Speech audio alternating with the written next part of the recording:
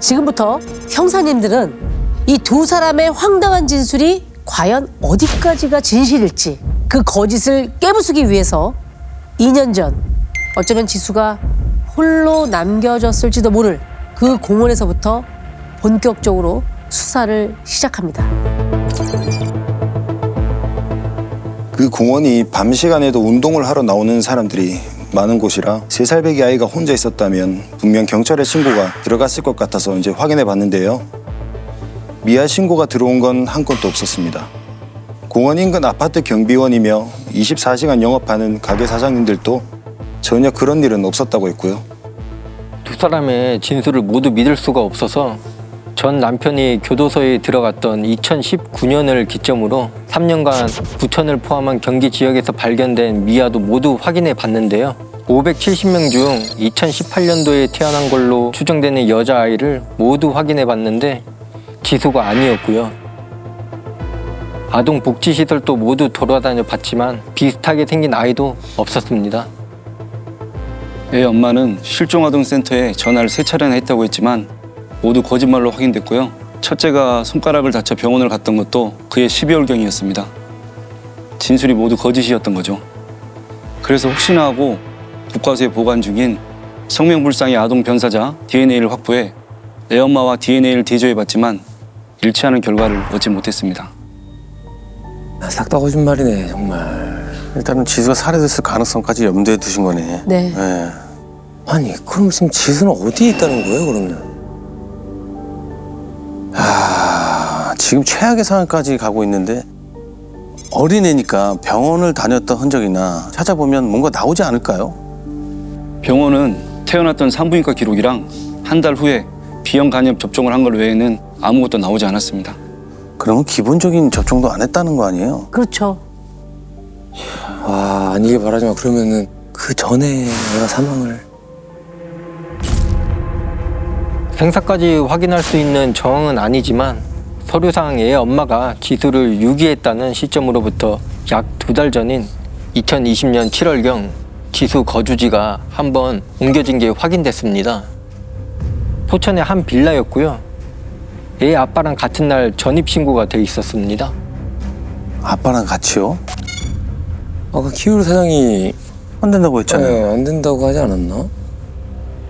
남편에게 확인해 봤더니 출소 후에 일자리를 구하러 다니다가 작은아버지 집에 같이 살게 됐는데 아내한테 전화가 왔었다고 했습니다. 장모님이 애 둘을 혼자 키우는 것 때문에 화가 단단히 났다며 지수 주소지라도 먼저 옮겨달라고 부탁을 해서 어쩔 수 없이 작은아버지 집으로 지수랑 같이 전입신고를 한 거라고 했습니다. 야, 이거 전부 다 아내 부탁이라고 하네. 이 얘기를 어떻게 믿어요 지금?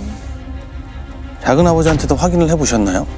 네, 조카가 출소 후에 갈 데가 없다고 해서 1년 정도 함께 살았다고 했습니다. 같이 사는 동안 조카 딸은 본 적도 없다고 했고요. 조카가 짐을 빼고 난 뒤에 낯선 이름으로 우편물이 하나 와서 뜯어봤더니 영유아 건강검진 안내문이었다고 했습니다. 그래서 뒤늦게 조카 딸까지 전입신고됐던 사실을 알았다고 했습니다. 그러니까 작은아버지 집에 얹혀 살면서 딸 전입신고를 몰래 그렇죠. 넣어서 한 거네요. 그게 온 거 보면. 혹시 다른 가족 중에 지수를 본 사람은 없었나요?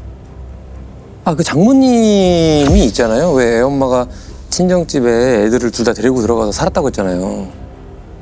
네, 봤다고 했습니다. 2020년 2월쯤 딸이 사위랑 이혼을 할 거라고 하면서 애들을 모두 데리고 집으로 들어왔다고 했는데요. 어느 날 자신이 퇴근해 집에 와보니 첫째만 있고 지수가 안 보이더랍니다. 그때 딸이 사위가 데려갔다고 했고요. 근데 문제는 친정엄마가 지수를 마지막에 본 시점이 앞서 두 사람의 진술과 다른 겁니다. 언제였는데요? 5월경으로 기억하고 있었습니다. 5월이요? 아니 아내는 그 9월 달에 애기 옷 많이 입혀갖고 거기다 내놓고 왔다고 했잖아요. 근데 전 남편은 10월쯤 데려가라는 전화를 받았다고 했고 근데 장모님은 5월? 이 계절이 다른데 이거는? 에이, 근데 설마 친정엄마가 거짓말 했겠어요? 그때 사위한테 받은 문자 메시지를 저희한테 보여줬습니다. 사위가 지수를 데려가고 한 달 뒤쯤 손녀가 너무 보고 싶어 사위에게 연락을 했는데 돈 한 푼 없이 내쫓아놓고 이제 와서 연락하냐면서 연 끊고 살자고 얘기했는데 딸한테 못 들었냐는 내용의 메시지였는데요. 그 문자가 온 시기가 6월이었습니다. 야, 그럼 친정엄마 말이 맞았네. 아, 그애 엄마 아빠가 둘 다 그냥 사기꾼이네. 그러니까 애를 공원에 유기했다는 것 자체가 거짓말이네. 이렇게 되면 지수의 생사는 그 엄마 아빠로 인해 어떻게 됐는지 지금 장담할 수가 없는 상황인 거네요. 야, 도대체 왜?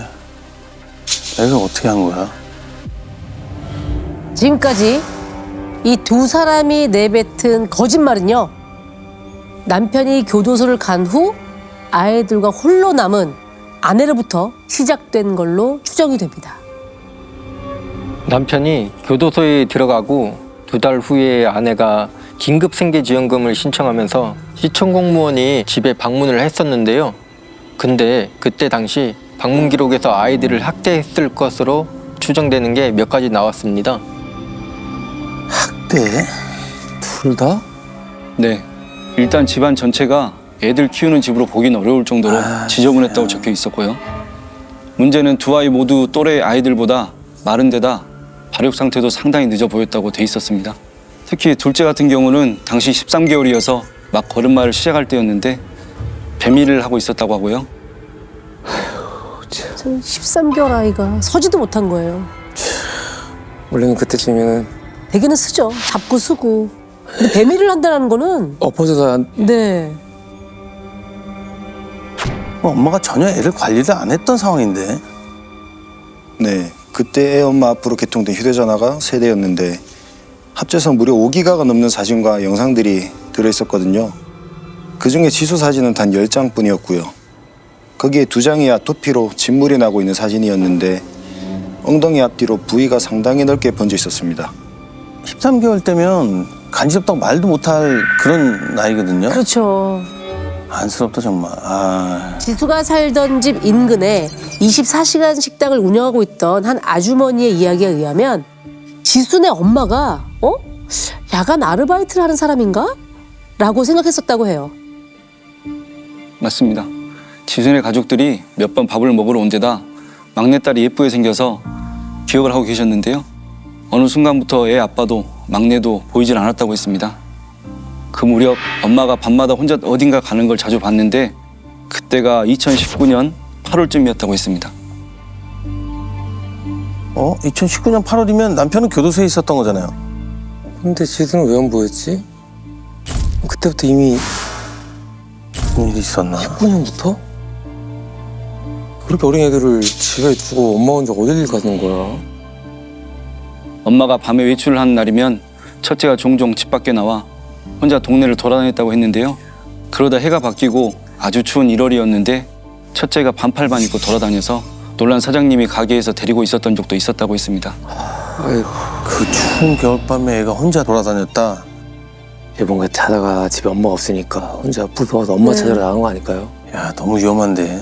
그래서 혹시나 하고 인근 지구대에 확인을 해봤더니 2020년 1월 11일경 첫째를 길에서 발견하고 보호 조치를 한 기록이 있는 겁니다. 애 엄마한테 급히 연락을 했는데 집 비밀번호를 알려줄 테니 데려다 주라고 돼 있었고요. 지구대에서 위험해서 그건 안 된다고 직접 와서 데리고 가라고 했더니 이모란 사람이 대신 와서 아이를 인계해 갔는데 그 시각이 새벽 4시경이었습니다. 보호 조치된 날을 콕 집어서 어딜 갔던 거냐고 물어봤더니 24시간 운영하는 커피숍이 있었다고 했는데요. 그날 카드를 사용한 내역을 확인해보니 모텔에서 결제한 기록이 있었습니다. 그럼 애는 혼자 있거나 아니면 이미 어떻게 됐단 얘기잖아요, 지금. 그렇습니다. 안타깝게도 지수의 생사는 더욱 불분명해진 상황으로 치닫습니다. 그래서 형사님들은 지난 3년간의 시간을 다시 꼼꼼히 되짚어보기로 하는데요. 이틀에 한 번꼴로 엄마의 행적이 고스란히 담긴 기막힌 기록을 찾아냅니다. 남편이 교도소에 들어간 날부터 아내가 약 4개월간 70번 넘게 면회를 갔는데 이틀에 한 번꼴로 간 것도 모자랐는지 수시로 편지며 온라인 서신까지 주고받은 것으로 확인됐습니다. 4개월 동안 70번이나 면회를. 야, 일주일에 2-3번 간 거야? 야, 뭔 할 얘기가 그렇게 많았던 거지? 기막힌 건 집에서 교도소까지 대중교통으로 왕복 5시간이 걸리는데 접견자 명단에 애 엄마랑 첫째 이름 말고는 없었습니다. 신생아라도 신상 정보는 무조건 적어내야 되는데 없었습니다. 그럼 이틀에 한 번씩 어떻게 간 거야? 지수는 혼자 집에서 5시간 이상 있었던 거예요, 그냥 혼자. 아, 말도 안 돼.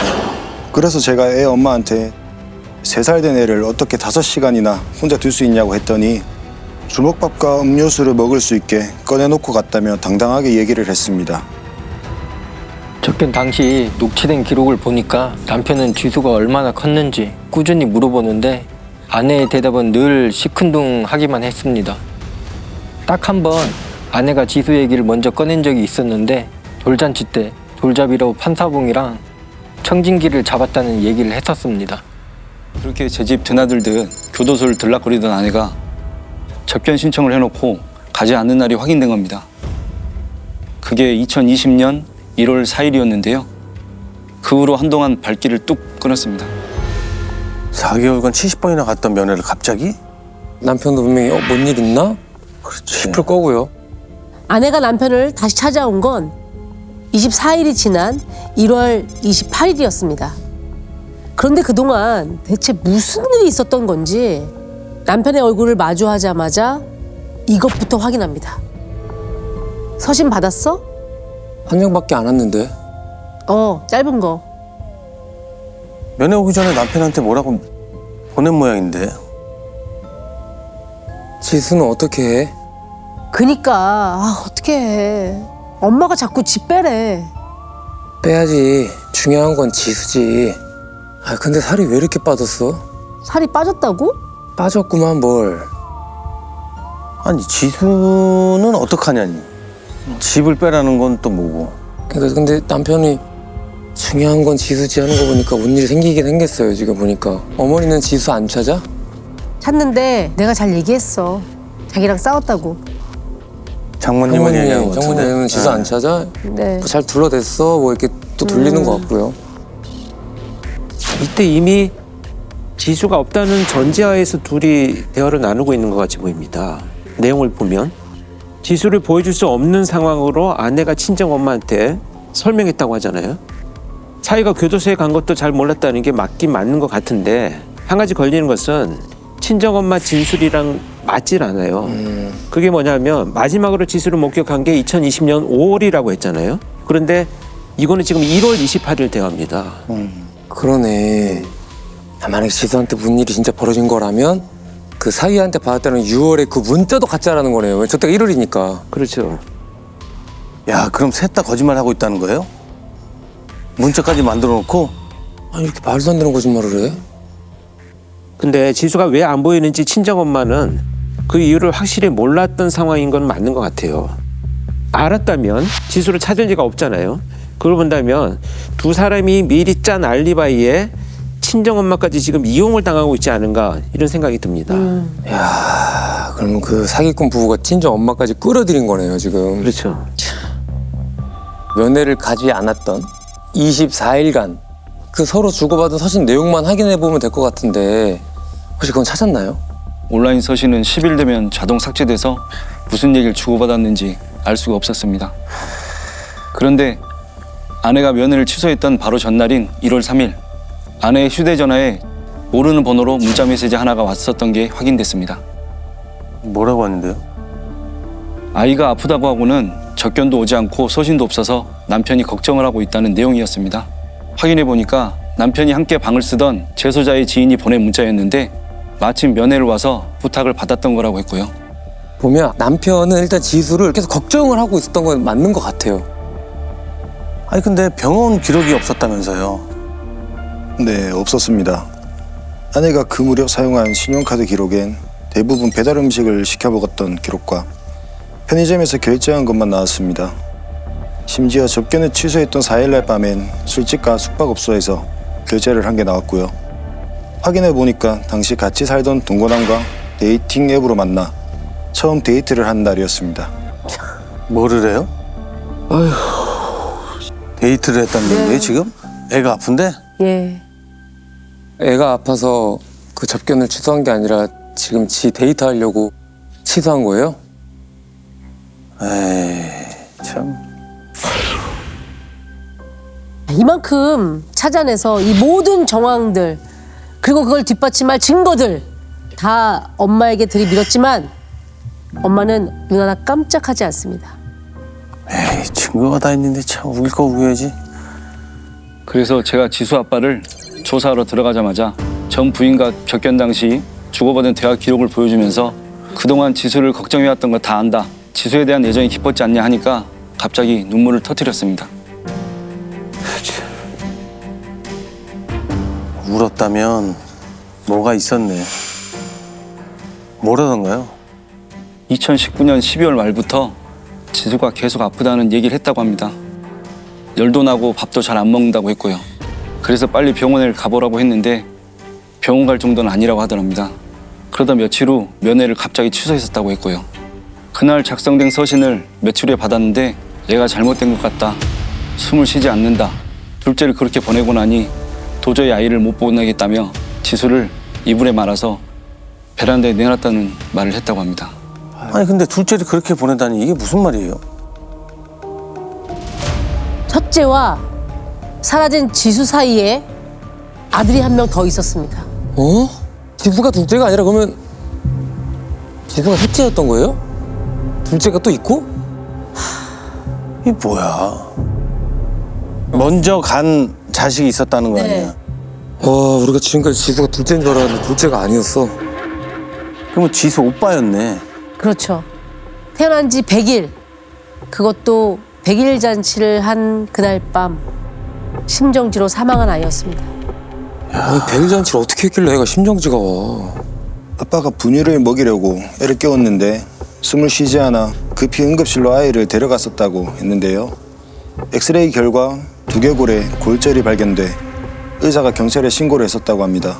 부검 결과 아이의 두개골과 갈비뼈 4대, 팔뼈까지 골절돼 있었던 걸로 확인됐고요. 뭐야 이게? 분유를 먹으려 했는데 왜 갑자기 또 사망을 해요? 야, 그러면 그 작은 애한테 폭행이라도 한 것 같은데 아, 두개골까지. 갈비뼈가 갑자기 나가고. 심정지가 온다는 게 말이 안 돼. 그렇지. 말이 안 되죠. 그렇죠. 근데 당시 애 엄마가 뭐라고 진술을 하냐면 침대에 애를 잠깐 올려둔 적이 있었는데 혼자 바닥에 떨어지면서 머리를 다친 것 같다. 애를 거실 바닥에 눕혀놨는데 첫째가 막 뛰어놀다 아이가 첫째한테 밟혔는지 크게 울었다. 아마 그때 갈비뼈나 팔뼈가 부러진 게 아니겠냐 이렇게 주장을 합니다. 그때 당시 첫째가 약 15개월 됐던 때였는데 말이죠. 직접적인 사인이 골절과는 상관이 없다고 나온 겁니다. 당시 부모가 아이를 병원에 또 바로 데려왔던 상황이었기 때문에 수사는 더 이상 진전되지 않았고요. 사인이 나오지 않았다는 얘기예요 지금? 아, 그럼 진짜로 둘째는 그냥 그럼 사고사? 아니 두개골이 그렇게 되고 갈비뼈 부러지고 그랬는데 팔까지 다 부러졌다고 했잖아요. 그렇죠. 이제 직접 사망의 원인도 아니고 네. 유가족을 상대로 수사한다는 게 경찰에서는 상당히 어려운 일이죠. 아, 근데 지수도 갑자기 아파서 사망을 했다라는 거잖아요, 지금. 야 이게 우연일 수가 있나. 말이 안 되잖아요. 그래서 지수는 어떻게 했답니까? 지수는요, 약 한 달간 가족과 함께 머물렀던 그 집 베란다에 홀로 방치돼 있었습니다. 어? 아휴. 그리고 엄마와 첫째가 친정집으로 이사를 가게 되면서 작은 여행 가방에 담겨 이삿짐 속에 뒤섞인 채 같이 옮겨졌다고 하고요. 아, 어떻게 인간이 이럴 수가 있나. 아, 그럼 애 지수 희씨는 그 캐리어? 거기서 계속 있었던 거예요? 아닙니다. 남편이 출소 직후 아내의 부탁을 받고 처갓집 장롱 속에 보관돼 있던 지수 시신을 가지고 나와 종량제 봉투에 넣어 버렸다고 했습니다. 야, 어떻게 진짜 인간들이 할 짓이 아닌데 종량 정말. 쓰레기. 아 자기 뱃속은 안에 아이를 쓰레기 취급해서 종량제 봉투에 버린다고. 말이 되냐. 이 종량제 봉투에 담아서 버린 거면 시신을 못 찾는 거예요? 이 시간 또 너무 흘렀잖아요, 지금. 그래서 제가 아내를 조사하고 있던 서 팀장님께 남편의 진술 내용을 메시지로 급히 보냈는데요. 그때 이 얘기를 들은 아내 입에서 아무도 예상치 못한 얘기가 터져나왔습니다. 나지막히 혼잣말을 내뱉습니다. 지가 데리고 있으면서.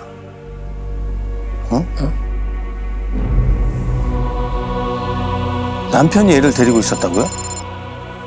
지가 데리고 있었으면서. 그러면 남편이 또 거짓말한 거야? 야, 이 부분은 도대체 뭐야 이거? 지수는 찾았나요? 찾습니다. 충격적인 사실은요. 무려 2년이 넘게 애 아빠가 지수의 시신과 함께 살았다는 사실입니다. 그 지가 데리고 있으면서. 실종 신고가 들어온 직후 경찰이 지수를 찾자 아이 시신을 급히 옮겨두기까지 했다는데요. 그 누구의 눈에도 띄지 않고 딸아이 시신과 2년간 함께 지낼 수 있었던 이유가 있었습니다. 여기가 애 아빠의 아버지가 살던 빌라 옥상입니다.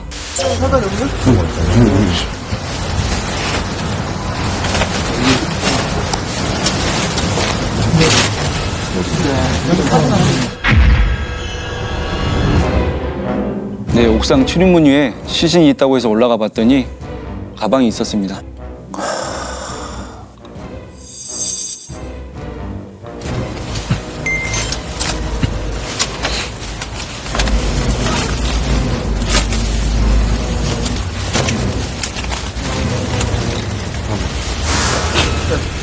포장지로 여러 번 쌓인 가로 35, 세로 24cm 크기의 빨간색 김치통이 나왔고요. 아, 저게 어떻게 들어? 불쌍하다 진짜.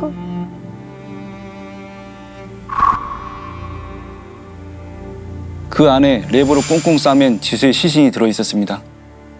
형체를 겨우 알아볼 정도로 실압화된 상태였고요.